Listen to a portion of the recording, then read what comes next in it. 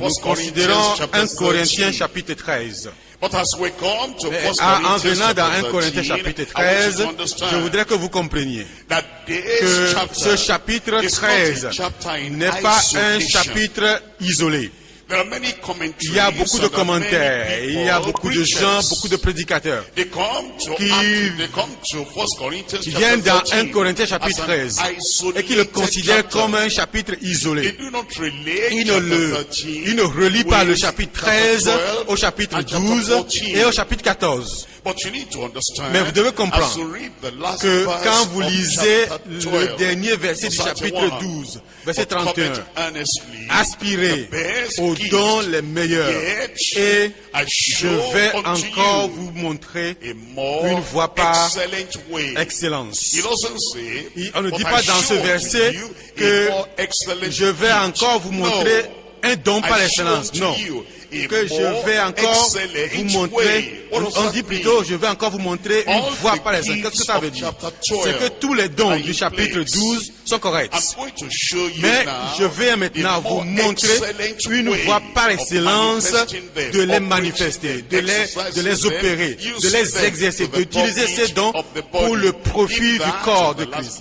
Si c'est comme ça, si c'est ça qui est le dernier verset du chapitre 12, voilà maintenant le chapitre 1, le premier chapitre, le premier verset plutôt, du chapitre 14. Recherchez la charité. Vous voyez? Il vient ici, il vient du chapitre 12 et il parle des dons. Et puis il nous parle de la charité, de l'amour au chapitre 13. Et avant d'aller au chapitre 14, qui concerne en fait l'exercice des dons et qui est destiné en fait à édifier les gens, à rendre les dons édifiants pour l'Église. Il dit au verset 1, recherchez la charité, aspirez aussi aux dons spirituels, mais surtout à celui de prophétie. Donc ici nous apprenons une leçon très importante. Nous ne devons pas considérer ce chapitre 13 de façon isolée, ce que font beaucoup de gens. Nous devons plutôt considérer le contexte, sinon on va l'interpréter hors du contexte. Non seulement ça, le mot charité en lui-même. Le mot charité en fait veut dire l'amour. Amour. Et il y a des gens qui vont prendre ce mot amour et ils vont encore considérer le chapitre 13. Et ils vont considérer tout en parlant d'amour, de charité. Ils vont l'interpréter de façon isolée. Vous ne pouvez pas faire ça.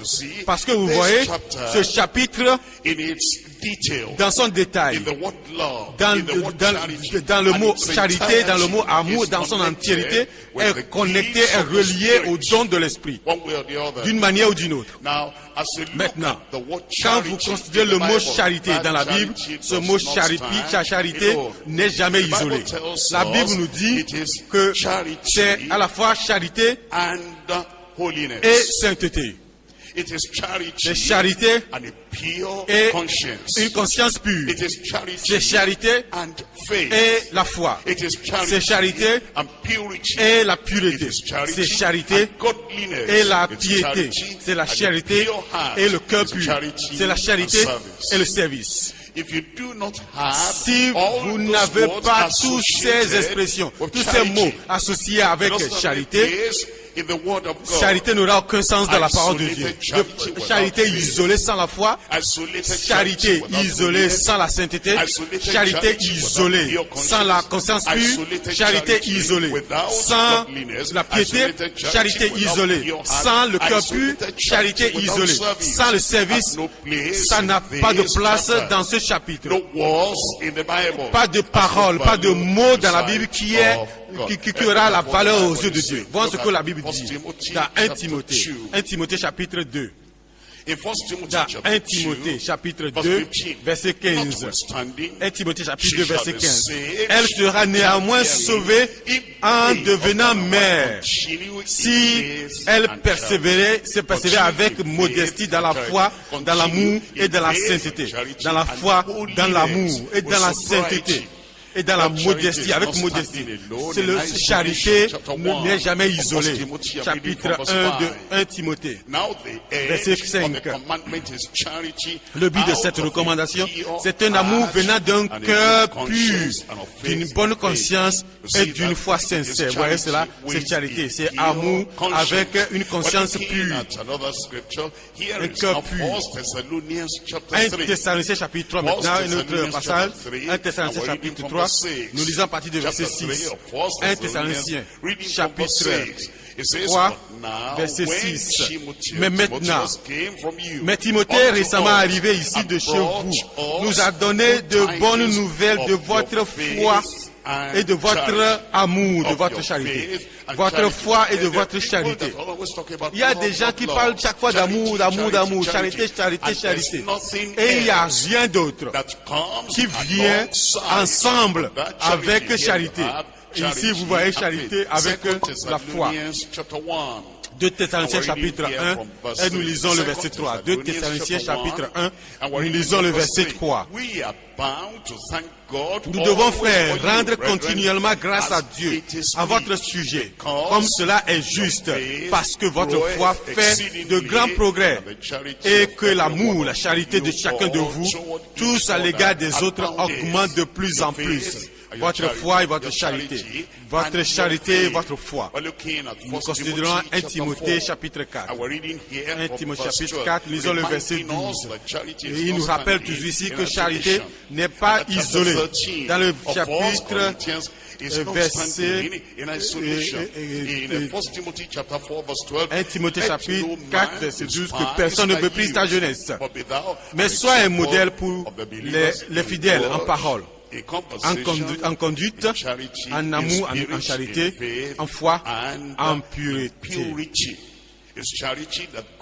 Charité va toujours de pair avec pureté.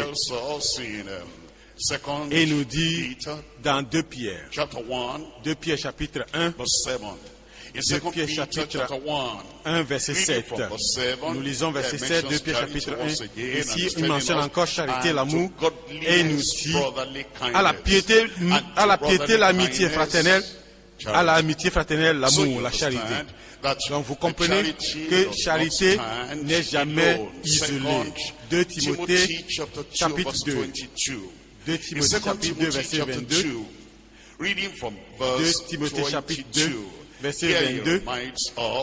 Ici, il nous rappelle que nous devons fuir les passions de la jeunesse et rechercher la justice, la foi, l'amour, la paix avec ceux qui invoquent le Seigneur d'un cœur pur. Un cœur pur. Dans Apocalypse chapitre 2, verset 19, Apocalypse chapitre 2, le verset 19.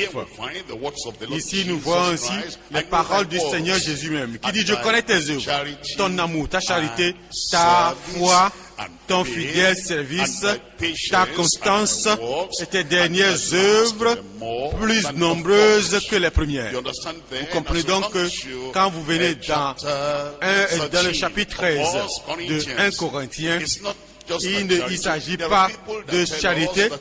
Il y a des gens qui disent, vous savez ce qui est important, que tous les dons-là ne sont pas importants. Et que tous ces dons-là, tous ces dons de la foi, tous les dons de puissance, tous les dons de proclamation, les dons de perception, ces dons ne sont pas importants. Tout ce qui est important, c'est la charité, c'est l'amour. Il dit, allez dans 1 Corinthiens chapitre 13. Oui, nous allons là-bas.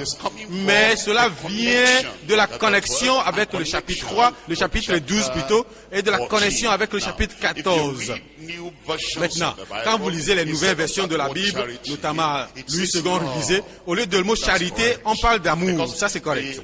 Parce que ce dont nous parlons ici, charité, c'est l'amour. Le mot charité ici, ce n'est pas la charité que vous avez dans le dictionnaire. Non. Charité, ça veut dire agapé, du grec. C'est le genre d'amour que Dieu a. Vous vous rappelez que l'Écriture dit que Dieu est amour. Voyons dans 1 Jean chapitre 4. Dans 1 Jean chapitre 4, lisons le verset 8. Celui qui n'aime pas n'a pas connu Dieu, car Dieu est amour. Car Dieu est amour. Donc il nous dit très clairement là que cet amour dont nous parlons dans 1 Corinthiens chapitre 13, c'est l'amour de Dieu. Et oui, mais ce n'est pas un amour sentimental. C'est le genre d'amour qu'on rencontre dans les littératures mondaines, dans tout ce qu'ils racontent dans les romans, les nouvelles, les histoires, tout ça là, ces citations, tout ça là, des citations sur de l'amour. Il y a différentes sortes d'amour. Mais dans ce chapitre 13, il parle de l'amour là qui vient du cœur même de Dieu. Et vous savez, oui, que Dieu est amour, mais que ce n'est pas le seul attribut de Dieu. Dieu a d'autres caractéristiques, d'autres marques, d'autres attributs. Et vous ne pouvez pas séparer l'amour de Dieu des autres attributs de Dieu. Et c'est la même chose dans la vie du croyant. Ce n'est pas seulement amour, non. Vous savez, parfois ils disent, tu n'as pas d'amour. Oui, nous avons l'amour. Mais vous devez joindre cet amour avec d'autres qualités, d'autres caractéristiques, d'autres attributs et que nous voyons dans l'Écriture. Qu'est-ce que l'Écriture dit au sujet de l'amour? Numéro 1, l'amour et l'obéissance. Numéro 2, l'amour et la foi. Numéro 3, l'amour et la haine pour le péché. Numéro 4, l'amour et la piété. Numéro 5, l'amour et l'humilité. Numéro 6, l'amour et le cœur pur. Numéro 7, l'amour et la vérité. Voyons tous ensemble. L'amour et l'obéissance. Nous voyons dans Deutéronome chapitre 30. Deutéronome chapitre 30, nous lisons le verset 20. Deutéronome chapitre 30, verset 20. Ici, il nous dit que pour aimer l'Éternel, ton Dieu, pour obéir à sa voix, aimer l'Éternel, ton Dieu, et obéir à sa voix. L'amour et l'obéissance vont ensemble. Numéro 2, l'amour et la foi. Colossiens chapitre 1. Dans Colossiens chapitre 1, nous lisons le verset 4. Colossiens chapitre 1, le verset 4. L'amour et autre chose. L'amour et la foi. Colossiens chapitre 1 verset 4. Ayant été informé de votre foi en Jésus-Christ et de votre amour pour tous les saints.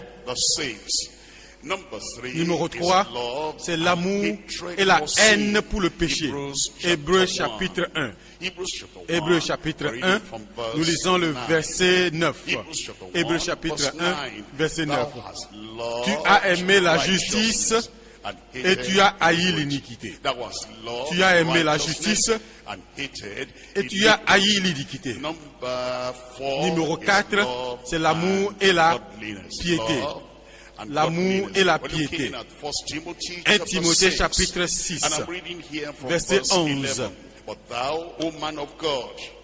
Pour toi, homme de Dieu, fuis ces choses et recherche la justice, la piété, la foi, l'amour, la patience, la douceur. L'amour dont nous parlons, c'est l'amour dont parle l'Écriture, va ensemble avec la piété. Numéro 5, c'est l'amour et l'humilité. Romains chapitre 12. Dans Romains chapitre 12, nous lisons le verset 9. Romains chapitre 12, verset 9 et 12. Que l'amour soit sans hypocrisie, sans prétention, sans hypocrisie, sans aucune sorte de prétention. Il dit, attachez-vous fortement au bien. Par amour fraternel, soyez pleins d'affection les uns pour les autres. Par honneur, usez de prévenance réciproque. Oui, nous aimons, mais user de préférence réciproque. L'amour va ensemble avec l'humilité. L'amour et le cœur pur. Numéro 6. 1 Pierre, chapitre 1. 1 Pierre, chapitre 1, verset 22.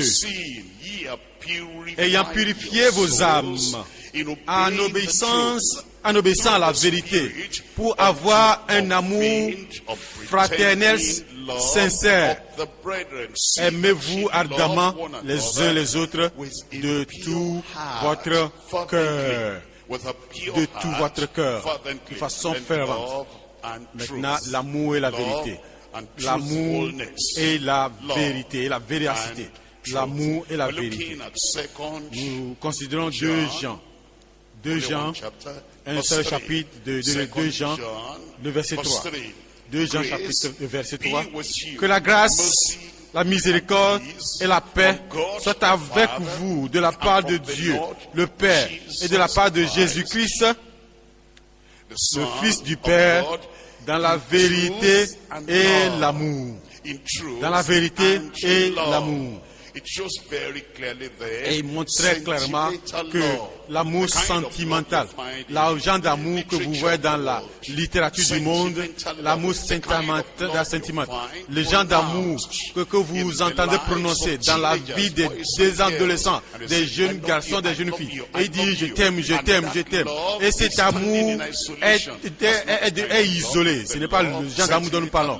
Ce genre d'amour sentimental sans obéissance, cet amour sentimental sans la foi, cet amour sentimental sans la victoire sur le péché, cet amour sentimental sans la piété, sans l'humilité, sans le cœur pur et sans la vérité, sans la véracité, cet amour-là ne fera que damner l'âme pour toujours. Séparé de Dieu, séparé du ciel, jeté dans l'enfer, dans l'éternité. Et quand vous verrez dans ce chapitre, vous devez donc comprendre ce genre de charité, ce genre d'amour dont parle ce chapitre. Maintenant, revenons à 1 Corinthiens, chapitre 13. 1 Corinthiens, chapitre 13. Nous considérons cela à partir du verset 1.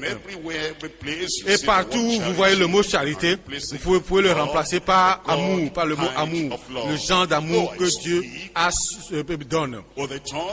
Quand je parlerai les langues des hommes et des anges, si je n'ai pas la charité, je n'ai pas l'amour, je suis un airain qui résonne ou une cymbale qui retentit. Et quand j'aurai le don de prophétie, la science de tous les mystères et toute la connaissance, quand j'aurai même toute la foi jusqu'à transporter des montagnes, si je n'ai pas l'amour, si je n'ai pas la charité, je ne suis rien. Et quand je distribuerai tous mes biens pour la nourriture des pauvres, quand je livrerai même mon corps pour être brûlé, si je n'ai pas la charité, si je n'ai pas l'amour, cela ne me sert à rien. L'amour, la charité est patient. Il est plein de bonté. L'amour, la charité n'est point envieux. L'amour ne se vante point. Il ne s'enfle point de l'orgueil. Il ne fait rien de malhonnête.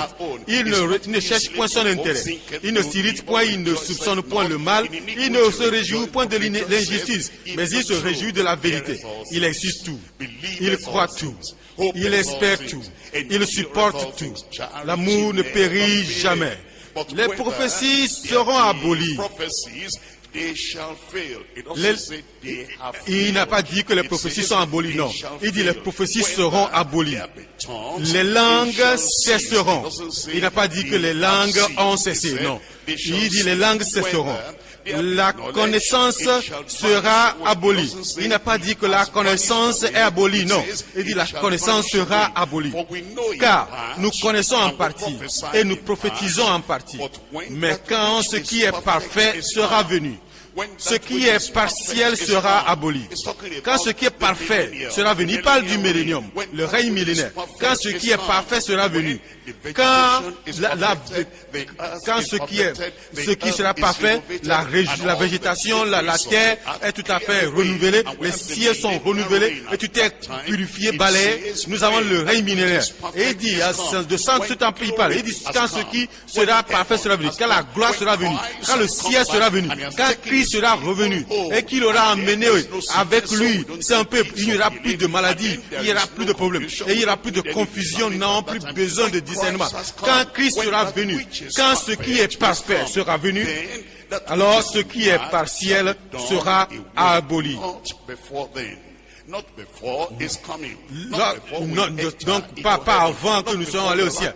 Donc pas avant que l'enlèvement ait lieu. Il dit c'est au moment.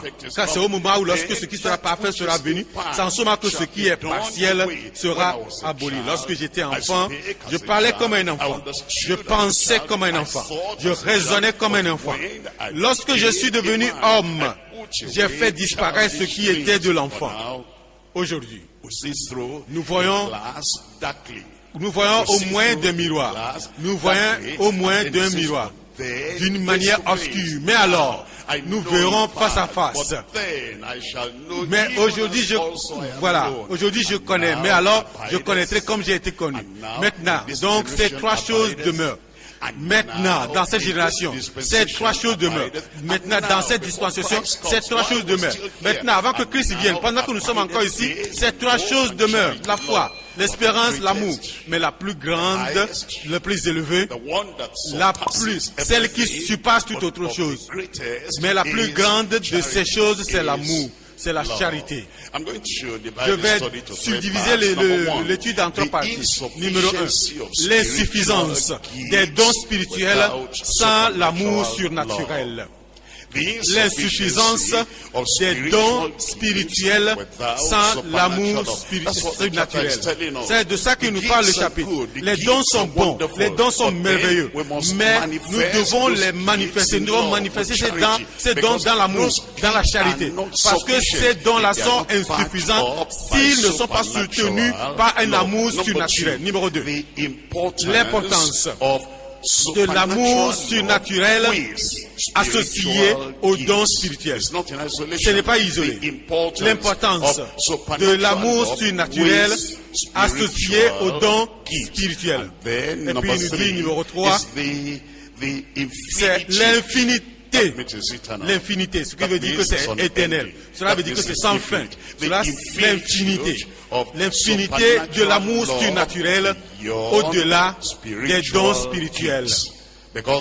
Parce que quand les dons spirituels seront abolis, l'amour surnaturel sera toujours là. On aura toujours besoin. Nous serons toujours au ciel en ce moment. Parce que Dieu est amour. Et Dieu a toujours existé de toute l'éternité. Entre le Père, le Fils et le Saint-Esprit, l'amour a toujours existé. De toute l'éternité, l'amour a toujours existé. Et jusqu'à la nouvelle génération. Et jusqu'à la nouvelle, pendant toute l'éternité, l'amour sera toujours là. Et quand nous n'aurons plus besoin de la foi, quand nous n'aurons plus besoin de l'espérance, quand nous n'aurons plus besoin du don pour guérir quoi que ce soit, l'amour sera toujours là. On aura toujours besoin d'amour entre l'époux et l'épouse, entre Christ et l'Église, et entre le Père, le Fils et le Saint-Esprit, entre le peuple de Dieu. L'infinité de l'amour surnaturel au-delà des dons spirituels. Nous venons au point numéro 1. L'insuffisance des dons spirituels sans l'amour surnaturel. Revenons dans 1 Corinthiens chapitre 13 et nous lisons les versets 1 à 3. Il dit, quand je parlerai les langues des hommes et des anges. Arrêtons-nous un instant. Beaucoup de commentateurs et beaucoup de gens là qui écrivent des commentaires, et en fait, ils n'ont pas les dons spirituels. Et ils vont donc essayer d'expliquer ce que veut dire les dons spirituels.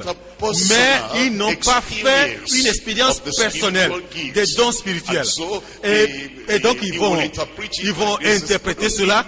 Ils vont dire, ben, nous n'avons pas besoin de tout cela. Nous n'avons pas besoin de tous ces dons.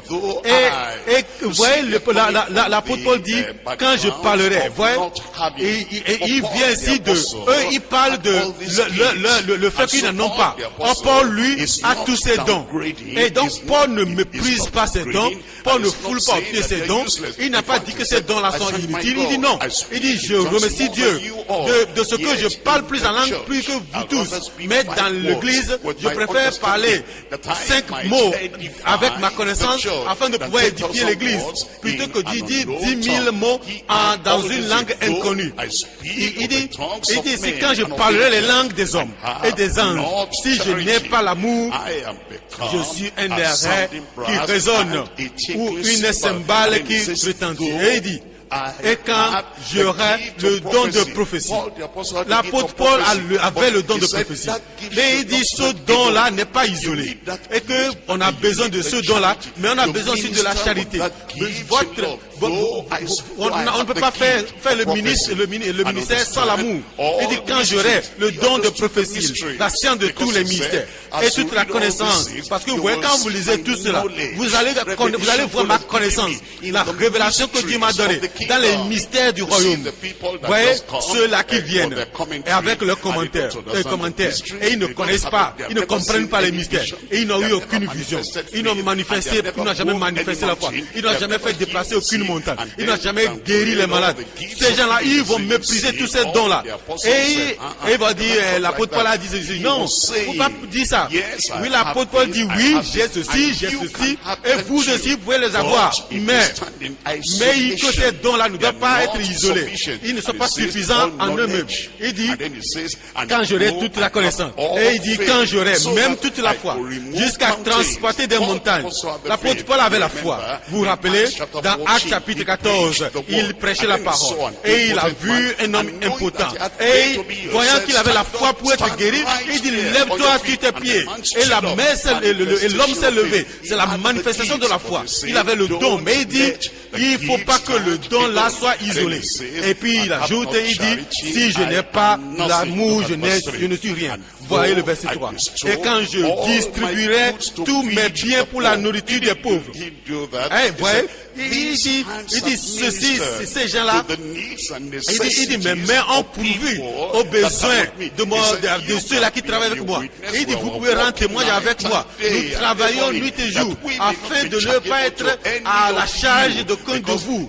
Parce qu'il se supportait lui-même dans le ministère. C'est pour ça qu'il dit que même si je distribuais tous mes biens pour la nourriture des pauvres, quand je livrerai même mon corps pour être brûlé, même quand je donnerai mon corps en tant que sacrifice. Et il dit, rappelez-vous, il a dit, je me dépenserai pour vous-même, je me dépenserai. Et il dit, je suis prêt à être offert en sacrifice pour vous, parce que toutes les souffrances que Christ a supportées, il dit que je suis prêt à supporter cette souffrance-là. Il dit, on lui dit, si tu vas à Jérusalem, on va te lier et on va te tuer. Et il dit, mais pourquoi est-ce que vous dites ça? Je suis prêt. Et tout cela, je ne fais aucun cas de tout cela. Mon souci, c'est d'accomplir ma mission avec joie. Voici l'homme-là qui avait tous ces dons-là. Mais pourtant, il dit, il faut que la charité, il faut que l'amour supporte tout cela. Il ne faut pas que le don soit isolé. C'est pour ça qu'il dit que même si je livre mon corps pour être brûlé, si je n'ai pas l'amour, cela ne me sert à rien. Notez ceci, il n'a pas dit que cela ne sert à personne, non. Bien entendu, ça profite à quelqu'un. Quand vous guérissez quelqu'un, que ce soit avec charité ou pas, le malade en a profité. Quand vous donnez l'argent à un pauvre, que ce soit dans l'amour ou pas, la personne à qui vous donnez l'argent en a tiré profit. Quelle que soit la bonne chose que vous faites, même si vous ne le faites pas avec l'amour, avec la charité, la personne va tirer profit. Vous donnez la nourriture à quelqu'un, vous ne l'avez pas fait avec l'amour, la personne va profiter. Vous donnez la nourriture à quelqu'un qui a faim, vous donnez les vêtements à quelqu'un qui est nu, que ce soit avec pas charité ou pas, ça va lui profiter. Vous donnez à boire à quelqu'un, vous donnez la nourriture à quelqu'un. Mais tout cela leur sert, mais ça ne me sert à rien. Ça leur sert à quelque chose, mais pas à moi. Et il dit, si je veux tirer profit, si je veux avoir la récompense des bonnes choses que je fais, je dois faire attention à ce que l'amour soutienne cela. C'est le motif, la charité. C'est l'amour, la pensée, c'est la motivation de l'amour qui fait que tout ce que je fais là donne la récompense. L'insuffisance des dons spirituels sans l'amour surnaturel. Numéro 1. Les langues sans un cœur transformé et l'amour dans la vie de tous les jours. Si nous avons les langues, nous parlons en langue, sans un cœur transformé et sans l'amour dans la vie de tous les jours, cela ne nous sert à rien. Voyons 2 2 Pierre. chapter 2. 2 Pierre chapitre 2 2. Peter 2 chapter Pierre 2. chapitre 2. Here we're reading from verse 16. 2 Pierre chapitre 2, Reading nous from lisons verse le verset 16, 16 à it partir du says, verset 16. "But he was rebuked Mais qui fut for repris his pour sa iniquity, transgression. and the dumb Une are ânesse speaking muette, with man's faisant voice entendre for une bad, voix d'homme, the madness arrêta of la the prophet. démence du These prophète. are wells Ces gens-là without water. sont des fontaines sans eau, Clouds that are des carried nuées que with the chasse tempest to un warm tourbillon. the midst L'obscurité of des darkness ténèbres is leur est forever. réservée, For when they speak avec des great discours swelling enflés de words vanité. of vanity.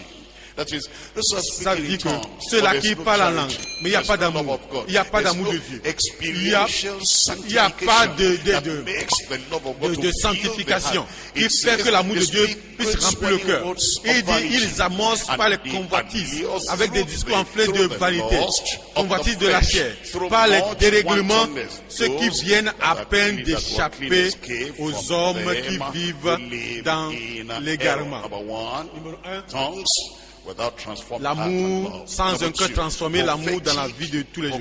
Numéro 2, la proclamation prophétique sans l'amour pour le peuple. La proclamation prophétique sans l'amour pour le peuple. Dieu va montrer que tu vas mourir. Et il n'a aucune sensation. Il parle du feu de l'enfer. Je vais vous dire, il y a une prophétie de la part de Dieu. Tous les pécheurs qui ne se repentent pas. Et toi tu es là, tu vas aller en enfer. Ça, c'est une grande prophétie. Et cette prophétie, c'est une vraie prophétie. Que si cette personne ne se repente pas, il va périr, il va aller en enfer. Mais il le dit comme s'il est content que la personne va périr. Comme s'il est content que la personne va aller en enfer. Et finalement, il entend parler que quelqu'un qui est venu à son culte et à ce que la personne est morte. Et il dit, et je lui ai dit, il faut donner ta vie à Christ. Si tu ne donnes pas ta vie à Christ, en allant à la maison, tu ne sais pas. Tu peux avoir un accident. Et tu ne sais pas. Et quelqu'un est allé, et puis finalement, quelqu'un qui n'est pas hier venu, il n'a pas donné sa vie au Seigneur. Et puis en allant, il a eu un accident et il est mort. Et en apprenant ça, il vient à l'église. Je vous ai dit, mon église, j'ai un vrai prophète de Dieu. Je vous ai dit. Et vous avez entendu ce que j'ai dit la dernière fois? Quand l'homme l'a, j'ai prophétisé, l'homme allait et j'ai donné la prophétie et l'homme est allé et il est mort. Il n'a aucune charité, aucun sentiment pour la vie qui vient d'être perdue, aucun remords, aucun regret, que la personne là qui va en enfer pour toujours. Vous pensez un peu à Balaam. Balaam a ouvert les yeux, la bouche, et puis il a vu, j'ai eu dans une vision, ça c'est la vision qui parle, et la vision venant du Seigneur qui parle, il commence à prophétiser. Mais cet homme n'a pas d'amour pour les enfants d'Israël. Et quoi qu'il ait prophétisé, j'ai vu un sceptre, et j'ai vu le rejeton du Père, et voici ce qui va arriver. Oh, libérez-moi, laissez-moi mourir la mort des justes. Il est mort de la mort des méchants. C'est ce qui arrive à ceux-là qui prophétisent sans l'amour pour le peuple. Numéro 3, les mystères sans l'amour pour le Maître, sans l'amour du Messie, sans l'amour pour le Messie. Vous voyez, il y a des gens qui disent oui, qu'ils comprennent les mystères. Et ils vont parcourir certains endroits de l'écriture. Et vous pouvez lire ça pendant longtemps. C'est pas ça et vous n'avez pas compris. Vous dites, ce qu'on dit là-bas, c'est profond. Vous essayez de lire plusieurs fois, vous n'avez pas compris. Vous essayez de comprendre ce que ça veut dire et vous ne comprenez pas. Et puis quelqu'un vient. Et lui, il est rempli de connaissances. Et il est rempli de compréhension. Et ce que vous essayez de comprendre, vous posez la question sur le mystère, il dit, mais non, ça c'est très simple. Et il commence à analyser tout. Et si vous passez ici, vous voyez cette phrase, vous voyez ce verset, vous voyez cette conclusion, et vos yeux sont ouverts. Il dit, maintenant je comprends, maintenant je vois, maintenant je comprends. Et l'homme, il dit, mais vous savez, moi j'étudie les Écritures, je connais cela du début à la fin. Ça c'est l'orgueil dans le cœur. Et il n'y a pas d'amour en lui. Et il ne donne pas cela avec l'amour. Et c'est quoi le but, l'objectif de la compréhension de ce mystère? Et c'est ce que l'apôtre dit ici. Il dit que ceux-là qui ont le mystère, sans l'amour pour le peuple, sans le Messie, sans l'amour pour le Messie, le numéro 4, c'est la connaissance du suprême. La connaissance du suprême. sans une expérience personnelle et sans une connaissance personnelle du Sauveur. Vous vous rappelez les amis de Job. Job souffrait et se roulait par terre. Et il maudissait le jour de sa naissance. Et il disait, comment est-ce que ça peut m'arriver? Et puis ils sont arrivés et dit, hey Job, nous sommes des gens de connaissance. Nous sommes des gens qui ont la compréhension. Personne n'a jamais souffert s'il est juste. Et s'il est juste. Et puis commence à charger Job. Et Job dit, mais vous êtes des consolateurs misérables. Vous êtes en train d'ajouter à ma tristesse. Toutes vos explications n'ajoutent rien. Vous êtes en train d'alourdir ma peine. Et il dit, nous allons te dire ça davantage. Tes enfants, c'est parce qu'ils sont pécheurs. Ils ont offensé Dieu et Dieu les a tués. Et toi, tu veux défier Dieu? Tu peux reprocher quelque chose à Dieu. Nous te le disons. Confesse tes péchés. Et c'est ce que nous avons vu. Et nous savons que c'est vrai. Et ils ont parlé avec méchanceté à Job. Et à la fin de toute l'histoire, Dieu a appelé les trois amis et leur a dit, vous n'avez pas bien parlé de moi à Job, comme Job l'a fait. Maintenant, vous retournez vers Job, il va prier pour vous, sinon vous êtes perdus. Ça, c'est les gens-là qui ont la connaissance. Mais ils appliquent leur connaissance sans l'amour. Ils voyaient Job souffrir. Et connaissance. D'autres parmi, il dit, mais que vous ne pouvez pas convaincre Dieu. Il dit, moi je suis rempli de connaissance. Job, je vais te le dire, parce que moi je suis plus jeune, je suis rempli de connaissance. Je vais te montrer l'erreur de la méchanceté de ta voix. Et Dieu leur a dit que tout ce que vous avez fait, vous tous, vous êtes dans l'erreur. Job, mon serviteur, je le connais. Il est un homme pur, un homme parfait. C'est de ça que nous parlons. Ceux-là qui ont la connaissance du suprême, mais ils n'ont pas l'expérience personnelle et ça, ils n'ont pas la connaissance personnelle du Sauveur. Numéro 5, ceux qui ont la foi pour déplacer les montagnes sans être affranchis des mauvaises pratiques des ramassis. Ils peuvent vous commenter. Il y a des gens qui peuvent jeûner pendant 40 jours, pendant 90 jours, et quand ils reviennent de ce jeûne, et ils vont parler de la foi, et ils vont dire beaucoup de choses. Et ils vont dire, ceci, cette montagne, déplace-toi, ceci disparaissent, et ils se rendent eux-mêmes des dieux. Et au lieu d'être humbles, ils ne le sont pas. L'amour et l'humilité, l'amour et le cœur pur, l'amour et la soumission à la parole de Dieu, l'amour et l'obéissance, tout cela manque dans leur vie. Ils vont aussi faire des dons extraordinaires sans se donner en amour. Il y a des gens qui sont généreux et ils font des dons extraordinaires. Il y a qui sont généreux. Ils disent, moi je suis simplement généreux. Mais ils n'ont pas l'amour de Dieu. Prenons par exemple l'exemple de quelqu'un qui a la capacité de construire. Et il peut construire toutes choses. Quelqu'un veut construire un temple pour son idole, et il dit, je vais le construire pour toi. Il sait que l'idolâtrie est mauvaise, mais il va le construire. Il a des talents pour construire. Quelqu'un veut construire une demeure ou une religion païenne. Il dit, non, je suis là, je suis un constructeur, je peux le faire pour vous. Ou bien prenez un autre exemple. Quelqu'un, des gens qui connaissent la musique. Ils savent, ils connaissent tout, ils font partie de grands orchestres, ils maîtrisent bien la musique. Il peut jouer tous les instruments, il peut jouer tous les instruments. Et il dit, vous savez, moi j'aime seulement enseigner la musique aux gens. Et ceux-là qui vivent de l'autre côté, dans leur boîte de nuit, il va leur enseigner la musique. Et il dit, moi j'ai la connaissance de la musique et je veux que la connaissance puisse circuler. La personne a la connaissance, mais il ne sait pas comment utiliser la connaissance dans l'amour de Dieu, afin de conduire les gens pour rechercher le Seigneur. Au contraire, il les enfonce dans leur idolâtrie. Il les enfonce dans leur immolâtrie. Il les affermit dans leur mal. Si vous avez des dons, vous devez faire attention pour utiliser ce don-là dans l'amour afin de diriger le peuple, les gens vers l'amour de Dieu. C'est ce que l'apôtre Paul nous dit. Et finalement, numéro 7, un sacrifice consumant sans l'amour venant d'un cœur circoncis.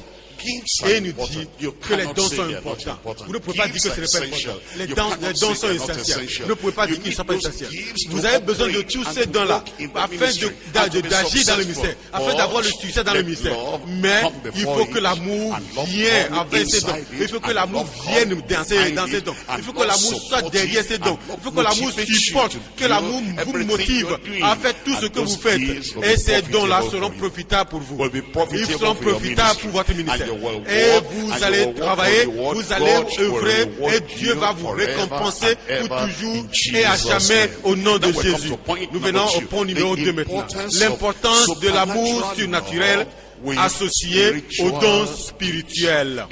L'importance de l'amour surnaturel associé aux dons spirituels. Il nous dit que nous devons tout joindre ensemble. Il nous dit que à partir du verset 4 jusqu'au verset 7, il y a 12 choses là-bas. Numéro 1, l'amour est patient. Numéro 1, l'amour est patient. Cela parle de votre relation passionnelle avec le peuple, avec les gens, de votre relation personnelle dans le ministère. Parce que vous savez, il parle des dons de l'esprit. Et il dit qu'il y a des gens auxquels vous exercez votre ministère, comme Jésus, là où il le faisait. Mais ils ont toujours négligé Jésus, ils n'ont pas apprécié. Et vous savez, Jésus continuait toujours à agir. Vous vous rappelez, Jésus a été trahi. Et ceux-là qui sont venus pour l'arrêter, et qui sont venus l'arrêter, Pierre a dit, ça là ne va jamais arriver pendant que moi je suis ici. Et il a pris l'épée, et il a coupé l'oreille d'un serviteur. Il dit, nous allons nous battre ici. Tu ne pouvez pas enlever mon serviteur. Rappelez-vous, Jésus savait qu'il allait sur la croix, et qu'il va boire de cette coupe. Et il coupe totalement, presque imbuvable. Et il dit, si cette coupe pouvait être éloignée de moi, mais que ma volonté ne soit pas faite, mais que ta volonté soit faite. Il savait que les gens sont venus l'arrêter. Et quand Pierre a coupé l'oreille, voici comment s'est manifesté le don de opérer les miracles. Jésus a pris cette oreille coupée et il a passé ça à sa part. Ça c'est la patience, ça c'est la tempérance. Bien que les gens vous persécutent, vous n'allez pas le maudire.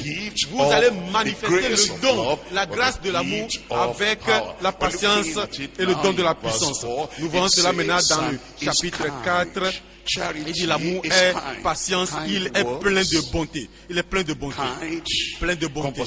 La bonté, les paroles, bonne conduite, appréciation des gens. Vous êtes bon à leur égard.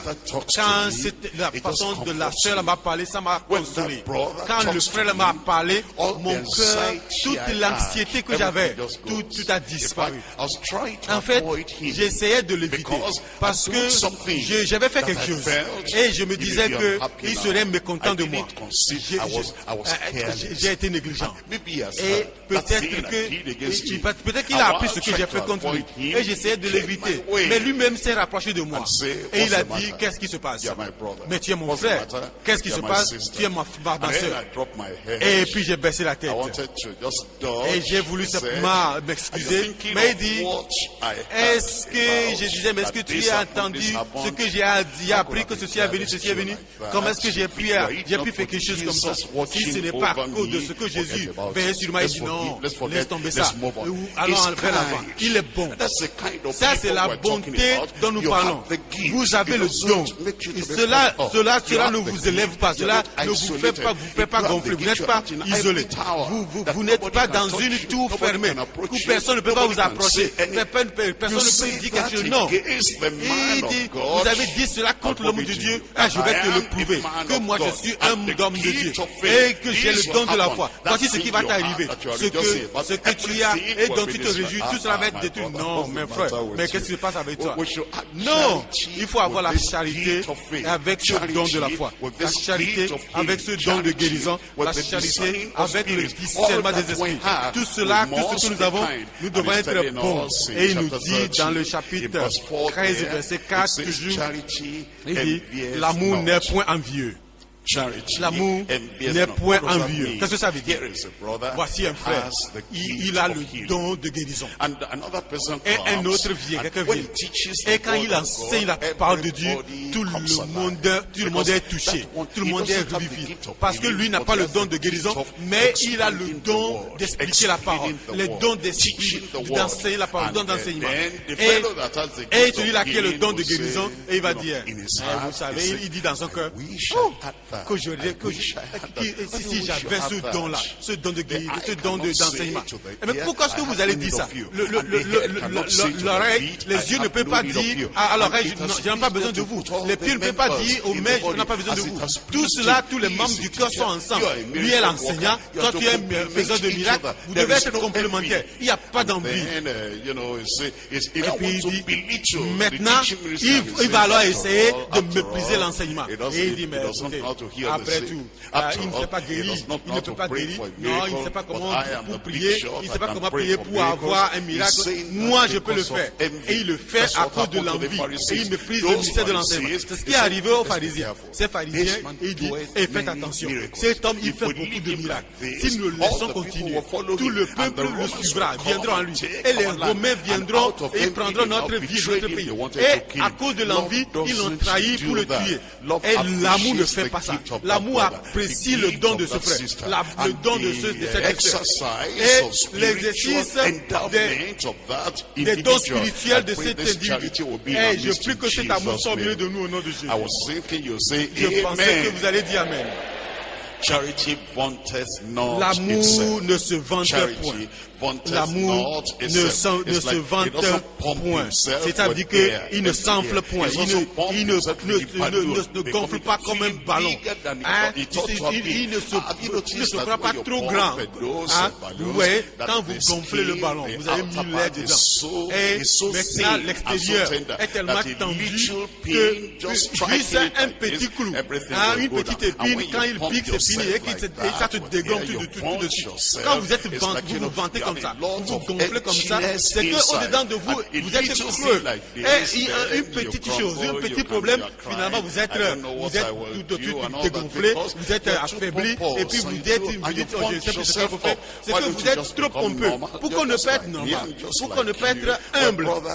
Nous sommes des frères dans la sœur, nous sommes des sœurs, des frères. Et quel que soit le don que vous avez, merveilleux, c'est bien.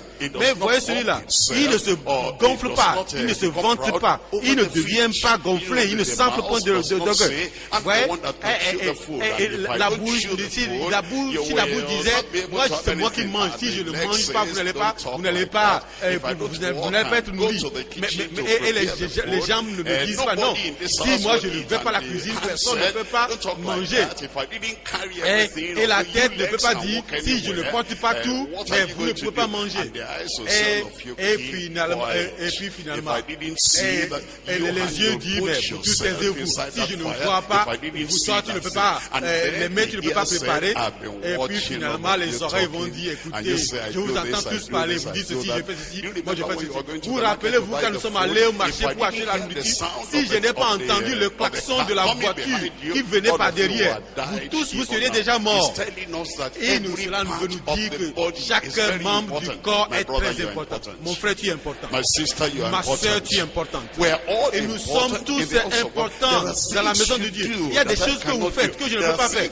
Il y a des choses que je fais. Peut-être que vous ne pouvez pas le faire. Quand nous mettons tout cela ensemble dans l'amour et la charité, l'amour c'est un ciment. Le ciment qui nous lie ensemble et qui nous garde ensemble.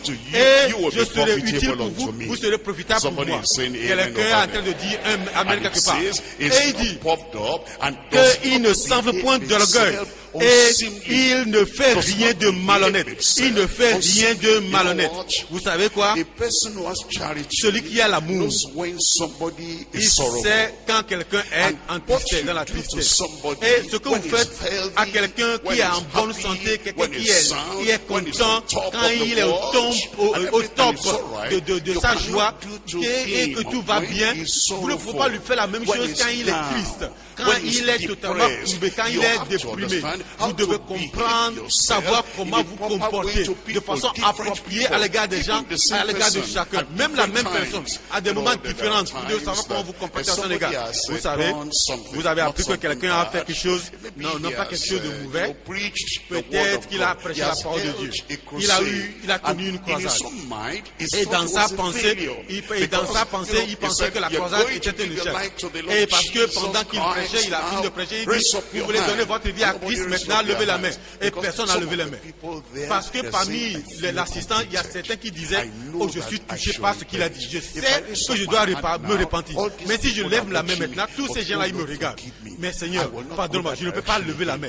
Mais je ne peux pas faire ça encore. Seigneur, je me donne en toi. Maintenant même, en ce moment-là, il s'est donné au Seigneur. Mais le prédicateur ne peut pas voir ça. Le prédicateur a encore répété l'appel. Il dit, venez, sortez, donnez votre vie au Seigneur. Parce que vous savez, c'est le jour du salut. Et c'est le jour de la miséricorde de Dieu. Et les gens se sont tus. Ils n'ont pas levé la main. Parce qu'il dit, je ne veux pas qu'on me voie. Et il continue de prier, Seigneur, aie pitié de moi. Ce que la prédication, ça m'a touché. Seigneur, sauve-moi. Je crois. Et il dit, si vous croyez, Dieu va vous sauver, levez la main. Et il dit, Seigneur, je crois. Et sauve-moi. Et finalement, il est rentré à la maison avec la joie du salut. Mais le frère n'a rien vu. Il n'a vu aucun fruit. Et il a regardé, personne n'a levé la main. Et finalement, il est triste, les têtes courbées. Et puis vous avez vu la personne, et puis vous allez le voir, vous dites, après ta prédication, combien de personnes sont venues au Seigneur? Combien de personnes ont été sauvées? Voilà ce qu'on est en train de dire. Je me rappelle, la dernière fois, quand tu as prêché, c'était grand, c'était merveilleux. Maintenant, voilà, tout est maintenant à terre. Tu ne peux pas parler comme ça, mon frère. Mais regarde la situation de cette personne. Mais regarde les malheurs, le malheur de cette personne. Regarde le défi auquel la personne l'est confrontée. Et cela doit affecter ton comportement. Ce que tu vas lui dire, tu ne veux pas, il dit ici, l'amour ne se réjouit, l'amour n'est point, ne fait rien de malhonnête, il ne cherche point son intérêt, il ne s'irrite point. Qu'est-ce que ça veut dire? Quelqu'un a fait quelque chose, je sais qu'il va faire ça.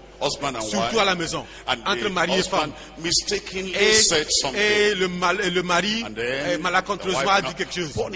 Et la femme dit, une femme née de nouveau, une femme sanctifiée, une femme remplie de Saint-Esprit. Et même ce matin déjà, il a reçu des dons puissants du Seigneur. Est-ce que vous avez reçu des dons ce matin, sœur? Est-ce que Dieu a répandu ces dons sur vous aujourd'hui? Cela va demeurer dans votre vie au nom de Jésus. Mon frère là-bas, où es-tu? Wonderful. Merveilleux. Are you soldiers of the cross? Êtes-vous des soldats de la croix? Did you get something? Est-ce que vous avez reçu quelque chose ce matin? Qui va faire de vous des géants quand vous allez rentrer à la maison? Ma soeur. Your husband, ton mari, tu sais, il est content ce matin. Il est joyeux ce matin. Il a reçu quelque chose. Et il a brisé le passé. Mon mari. Et il dit, mon mari, j'arrive. Je sais que je vais aller manifester ces dons. Je vais aller tester cette foi. Je ne suis plus important.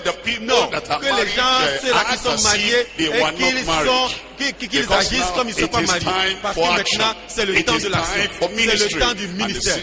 Et ma soeur attend là-bas. Et puis il a oublié ses propres dons. Et puis il a secoué la tête et il dit, qu'est-ce que j'ai fait? Mon mari, il ne s'intéresse plus à moi. Maintenant, c'est le ministère. Et il dit qu'il peut vivre sans moi. Non, il ne faut pas penser comme ça. Il ne faut pas être triste. L'homme, il va revenir. Quand il va avoir faim, il va revenir. Parce qu'il ne peut pas préparer lui-même la nourriture. Il va revenir. Quand il aura besoin de porter tes habits, c'est toi qui vas tout pleurer. Il ne faut pas dire, maintenant tu es revenu. Non. Qui est l'amour? Quelqu'un là-bas qui est l'amour.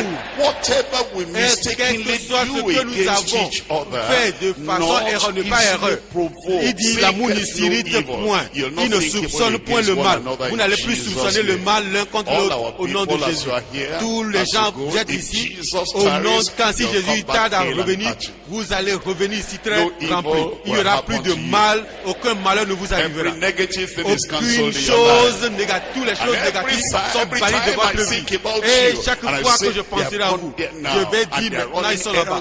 Et qu'ils sont en train de courir pour le royaume de Dieu. Ils sont en train de gravir les montagnes qu'ils n'ont jamais gravies auparavant. Je vais penser du bien de vous. Et vous allez penser du bien de vous. Et le bien que nous pensons l'un de l'autre sera accompli dans le nom de Jésus. Pourquoi est-ce que vous êtes en colère? Pourquoi est-ce que vous êtes dans l'amertume? Toutes ces petites choses, que le Saint-Esprit balaie tout cela au nom de Jésus. Dans le verset 6, ils ne se réjouissent point de l'injustice, mais se réjouissent de la vérité. Il excuse tout. Peut-être quelqu'un vous a marché dessus. Il excuse tout. Il croit tout. Ton mari a dit, oh ma chère, je m'excuse. Il faut le croire. Ta femme dit, et je m'excuse. Il faut le croire. Il ne faut pas dire, je t'ai entendu. Je m'excuse. Est-ce que tu penses avant de dire les choses? Je m'excuse. Tu te rappelles en septembre 2 décembre 2015, maintenant tu tiens des agendas. Des mauvais agendas. Il faut déchirer cet agenda. Je dis il faut déchirer cet agenda. Moi je ne me rappelle pas de septembre 2015. Ce dont je me rappelle c'est ce jour. Ce jour de février 2016, quand l'amour de Dieu est descendu, quand la puissance de Dieu est descendue, et quand nous sommes saturés avec la présence du Seigneur, où il faut oublier le passé et rappeler seulement les nouveaux jours qui sont arrivés. Quelqu'un joue là-bas, votre nouveau jour est arrivé. Il faut tout supporter, il faut tout croire. L'amour croit tout, il espère tout. Il espère tout. Vous êtes allé à la maison, votre enfant dit, papa, maman, le résultat que j'aime, c'est l'examen que j'ai fait la dernière fois. Et voici ce que c'est. Ce n'est pas très bon. Et puis il est découragé. Il ne faut pas rester là-bas. Il faut tout croire. Il faut croire tout. Cet enfant va faire du bien. Il va bien travailler la prochaine fois. Cet enfant ne va pas demeurer au dernier rang de la classe. Il va aller de l'avant. Il va apporter la joie dans votre famille. Nous prions et nous voulons des enfants de la famille. Et la femme est triste. Elle est totalement déprimée. Ma femme, qu'est-ce qui se passe? Tu es triste. Qu'est-ce qui se passe? Si je te le dis, cela va détruire la journée pour toi. Détruire la journée pour moi. La joie du Seigneur est ma force. Et c'est le jour, voici le jour que le Seigneur a créé. Je vais me réjouir. Et je me réjouis en lui. Que quelqu'un dise Amen. Ouais. Bon, comme tu le dis, bon. Ce matin, quand je me suis réveillé, la chose là encore m'est venue encore à l'esprit. J'ai eu ma période. Je pensais qu'il y avait la grossesse. Et nous avons prié. Et cela ne doit pas détruire votre foi. La stérile deviendra la mère de multitudes. Des enfants de multitudes d'enfants. Des enfants de milliers sont sur le chemin. Et tu lui as dit, mais ma femme, c'est pour ça que tu es triste. Cela vient. Et je dis que les enfants de miracle viennent. Il espère tout. Et il espère contre toute espérance. Cette plante va encore éclore. Et cette fleur va encore éclore. Et tu es toujours positif l'un à l'égard de l'autre. Et il continue, il dit, il supporte tout. Il n'y a pas de divorce, il supporte tout. Il n'y aura pas de séparation entre mari et femme, il supporte tout. Et il dit, il n'y a pas d'examen dans le ministère. Vous savez, la façon de le dire, ça a parlé hier, la dernière fois. Je ne sais pas si je vais encore rester à la même place. Oui, moi je reste. Quelqu'un là-bas, oui, je dis je reste. Vous savez, si tout le jour on doit rire tout le temps, si tout le jour c'est le soleil, le vent, et vous allez sécher. S'il n'y a pas de saison de pluie, s'il n'y a pas de correction, s'il n'y a pas de temps pour la joie, et si on ne met pas tout cela ensemble, il y a le temps pour le bâton, il y a le temps pour la nourriture, il y a le temps pour l'eau, il y a le temps pour la chaleur, il y a le temps pour quelque chose. Et tout cela, nous mettons tout cela ensemble, et c'est ce que nous appelons la communion.